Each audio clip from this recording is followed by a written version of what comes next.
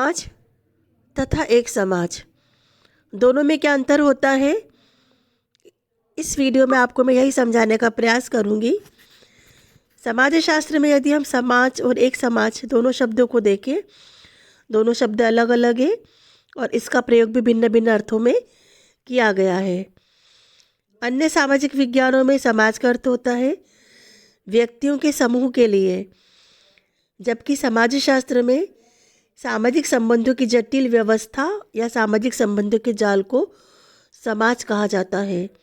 और सामाजिक संबंधों का जाल मैकाइवर एवं पेज एक प्रसिद्ध समाजशास्त्री है जिन्होंने सोसाइटी में समाज को बताया है सामाजिक संबंधों का जाल। तो इस प्रकार से दो हमको अर्थ देखने को मिलते हैं, व्यक्तियों के समूह के रूप में और दूसरा है सामाजिक संबंधों के जाल के रूप में। तो समाजशास्त्र व्यक्तियों के समूह को समाज नहीं मान करके एक समाज मानता है। अब हम देखते हैं कि एक समाज क्या है। एक समाज का अर्थ ऐसे व्यक्तियों के समूह से है जो सामान्य जीवन में भागीदारी हो। उदाहरण के रूप में भारतीय समाज, ईसाई समाज, मुस्लिम समाज, पाश्चात्य समाज आदि। कहीं कहीं पर एक समाज शब्द का प्रयोग समिति के लिए भी किया गया है, जैसे अग्रवाल समाज, प्रार्थना समाज, ब्रह्म समाज, आर्य समाज आदि। एक समाज शब्द से समान जीवन विधि या संस्कृति का बोध भी होता है। जो लोग व्यक्तियों को एक समूह के रूप में एक समाज के अंतर्गत आते हैं, वे एक निश्चित भौगोलिक क्षेत्र में निवास करते हैं। उनकी अपनी एक विशेष संस्कृति होती है जो एक समाज के अंतर्गत आने वाले लोगों की संस्कृति से भिन्न होती है। एक समाज के सदस्यों में समानता या सजातीयता की चेतना पाई जाती है। कुछ लोगों ने एक समाज को समुदाय का परिवर्तित रूप माना है। अब समुदाय क्या होता है? समुदाय एक निश्चित भौगोलिक अवधारणा होती है जहाँ पे लोग निवास करते हैं, जिनमें हम की भावना पाई जाती है। और डिटेल में हम जा कर के बाद में देखेंगे कि समुदाय क्या होता है। पर समुदाय की काफ़ी कुछ विशेषताएं एक समाज के अंदर देखी जा सकती है, ऐसा लोग मानते हैं। तो यहाँ पर आपको क्या बात स्पष्ट हुई? एक समाज व्यक्तियों का समूह है और समाज क्या है? सामाजिक संबंधों का जाल। क्योंकि समाज सामाजिक संबंधों का जाल है, जाल हमको दिखाई नहीं देता, सामाजिक संबंध हमको दिखाई, जाल के रूप में हमको सामाजिक संबंध दिखाई नहीं देते, अमूर्त होते हैं। एक माँ और बेटी का क्या संबंध है हम सिर्फ महसूस कर सकते हैं, उसको किसी भी प्रकार से भावना का मूर्त रूप हम नहीं देख सकते। तो इस प्रकार से सामाजिक संबंध दिखाई नहीं देते, सिर्फ महसूस किए जाते हैं। उसको मूर्त रूप में मूर्ति नहीं बना सकते, उसकी छू नहीं सकते उसको। तो इस प्रकार से हम देखते हैं कि समाज सामाजिक संबंधों का जाल है, जबकि एक समाज व्यक्तियों का एक समूह होता है। व्यक्तियों का समूह हमें दिखाई देता है, इसलिए एक समाज मूर्त होता है, जबकि समाज अमूर्त होता है, क्योंकि सामाजिक संबंधों को हम देख नहीं पाते, इसलिए इस रूप में अमूर्त होता है। एक परिभाषा हम देखते हैं एक समाज की। र्यूटर नामक विद्वान है, उन्होंने परिभाषा दी है, एक समाज समाज से बिल्कुल भिन्न एक संगठन है जिसकी सहायता से लोग अपना सामान्य जीवन व्यतीत करते हैं। तो यहाँ पर भी उन्होंने अंतर स्पष्ट किया है समाज और एक समाज में, और आपस में लोग एक दूसरे की सहायता करते हैं और अपना जो नॉर्मल लाइफ होता है उसको व्यतीत करते हैं। तो इसी प्रकार एक समाजशास्त्री ग्रीन, उन्होंने परिभाषित किया है एक समाज को। एक समाज सबसे बड़ा समूह है जिसका कोई भी व्यक्ति सदस्य होता है। एक समाज एक जनसंख्या, संगठन, समय, स्थान एवं अभिरुचि से बना हुआ होता है।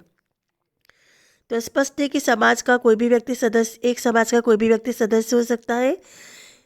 एक समाज एक समूह के रूप में है और यह समूह या एक समाज का निर्माण जनसंख्या, संगठन, समय, स्थान और लोगों के इंटरेस्ट आपस में जुड़ जाते हैं, तब जाकर के इसका निर्माण होता है। तो यहाँ पर हमने इतनी सारी परिभाषाएं देखी। अब हम देखते हैं कि एक समाज की विशेषता क्या क्या है।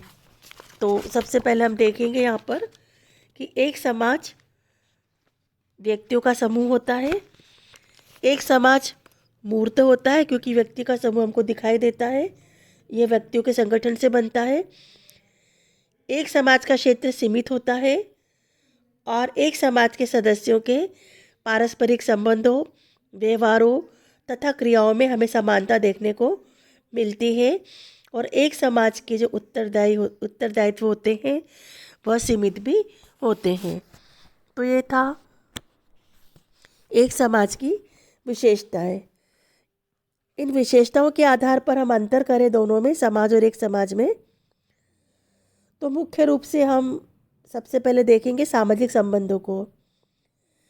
सामाजिक संबंधों के आधार पर समाज और एक समाज में मौलिक अंतर है। समाज क्या होता है? समाज सामाजिक संबंधों का जाल होता है। समाज एक जटिल व्यवस्था होती है, जबकि एक समाज इसकी तुलना में व्यक्तियों का समूह है।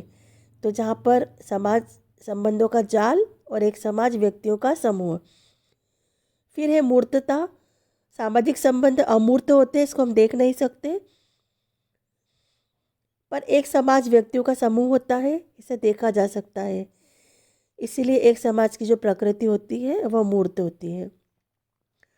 अब जटिलता के आधार पर यदि हम देखें तो मैकाइवर और पेज ने समाज की परिभाषा की जो विशेषता है वह जटिलता के आधार पर भी बताई है और आपका मानना है कि समाज सामाजिक संबंधों की एक जटिल व्यवस्था है और जटिल व्यवस्था हमेशा बदलती रहती है। और समाज की तुलना में यदि हम देखें तो एक समाज एक सरल व्यवस्था है। समाज की तुलना में एक समाज का संगठन सरल है। यदि हम भौगोलिक क्षेत्र की बात करें तो समाज विस्तृत क्षेत्र में फैला होता है, इसका कोई निश्चित भौगोलिक क्षेत्र नहीं होता। जैसे सामाजिक संबंध है, उसका कोई भी निश्चित भौगोलिक क्षेत्र नहीं होता। पर एक समाज के व्यक्ति कौन होते हैं? सदस्य होते हैं, एक संगठित सदस्य होते हैं जो साधारणतः एक निश्चित भौगोलिक क्षेत्र के होते हैं। और कभी कभी एक समाज की शर्त ऐसी होती है जिसके अनुसार अन्य क्षेत्र के व्यक्ति उसके सदस्य नहीं बन सकते। यदि हम रिस्पॉन्सिबिलिटी की बात करें, उत्तरदायित्व की बात करें, तो हम देखते हैं कि समाज का क्षेत्र विस्तृत होने के कारण व्यक्तियों के उत्तरदायित्व भी असीमित होते हैं, जबकि एक समाज के व्यक्ति सदस्य होते हैं, इसीलिए उनका एक समाज के प्रति निश्चित, सीमित लेकिन स्पष्ट उत्तरदायित्व होता है। तो समाज का क्षेत्र बड़ा है जबकि एक समाज का तुलनात्मक रूप से छोटा है। इसी प्रकार यदि हम समरूपता देखें तो समाज विभिन्न व्यक्तियों के व्यवहारों से बनता है, इसीलिए समाज में व्यवहारों और मनोवृत्तियों में हमें बहुत अधिक अंतर देखने को मिलता है। और यदि हम एक समाज की बात करें तो इसके विपरीत एक समाज का क्षेत्र, सदस्यता, उत्तरदायित्व आदि सीमित होते हैं। इसके कारण इनके व्यवहारों तथा मनोवृत्तियों में भी काफ़ी समानताएं पाई जाती हैं। तो इस प्रकार हम देख सकते हैं कि कुछ आधार ऐसे हैं जैसे सामाजिक संबंध, मूर्तता, जटिलता, भौगोलिक क्षेत्र, उत्तरदायित्व और समरूपता। इस आधार पर हम समाज और एक समाज में अंतर स्पष्ट कर सकते हैं। और समाजशास्त्र में एक समाज की अवधारणा का विशेष अध्ययन नहीं किया जाता है।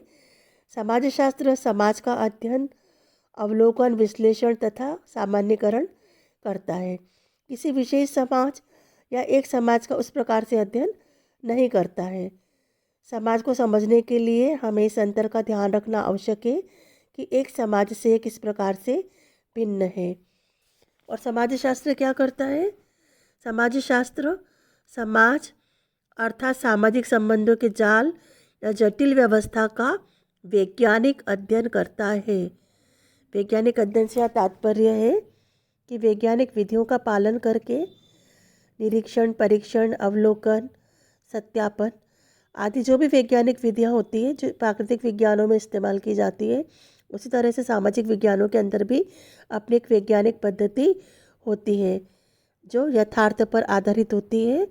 और इसी पद्धति के माध्यम से जब हम ज्ञान प्राप्त करते हैं तो उसको हम कहते हैं विज्ञान।